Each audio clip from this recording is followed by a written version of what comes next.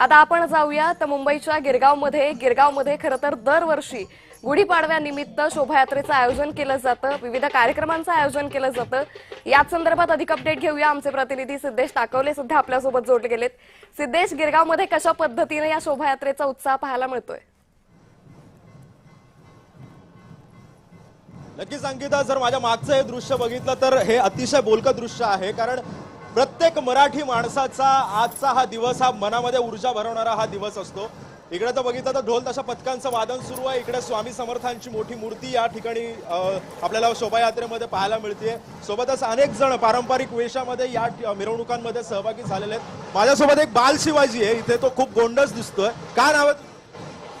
आयान कौस्तुभ गुलदक। कॅमेऱ्यात तुझं नाव काय म्हणाला? आयान कौस्तुभ। कितवीला आहेस? पुणे पुणे। कितवीला आहेस? स्टँडर्ड काय तुझं? इंग्लिश शिवाजी महाराजांना इंग्रजी बोलावं लागतं आपल्याला। First standard. पुण्यावरून आलास? पुण्यावरून? हो अच्छा, काय वाटतं तुला? हे बघितलं, तुला आवडतं सगळं? हो किती वर्ष झालं तू येतो इकडे? पहिल्यांदाच आलाय? हो। दोन 2 वर्ष। तलवार झेपते? हो। हर हर महादेव। तर अंकिता, हा उत्साह बघतोय, अबाल वृद्धांपर्यंत सुद्धा हा उत्साह भरलेला गेलेला आहे। पोलिसांचा चोख बंदोबस्त या ठिकाणी आपल्याला पाहायला मिळतोय। प्रत्येक जण इथे आज मराठी नववर्षाच्या शुभेच्छा देण्यासाठी आज या ठिकाणी येतोय। आपसुकच मी तुला थोड्या वेळाने हे सगळं दाखवू शकतो, कारण आता गर्दी असल्यामुळे पोलिसांवरती सुद्धा याचा ताण आहे।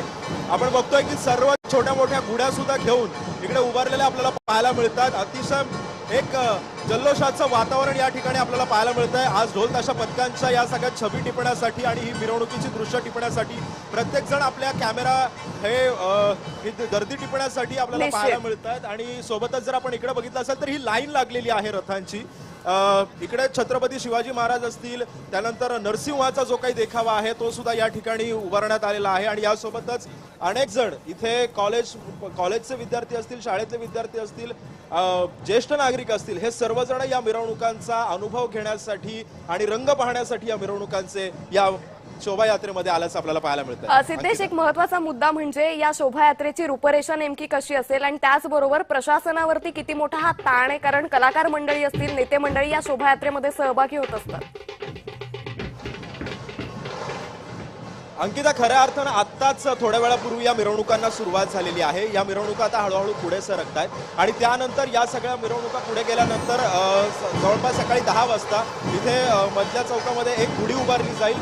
तिथे अभिनेते अशोक सराफ सुद्धा येणार असल्याचं समजतं आणि त्यानंतर ठाकरे गटाचे आमदार आदित्य ठाकरे सुद्धा या शोभायात्रेमध्ये येणार आहेत। प्रशासनावरती ताण काहीसा आपल्याला पाहायला मिळतो, कारण जर माझ्या मागे बघितलं तर इकडे mobile services control and command centre सुद्धा उभारण्यात आलेली आहे। त्यामुळे आपसुका सुरक्षेचा सुद्धा प्रश्न मोठ्या प्रमाणामध्ये निर्माण झालेला आहे।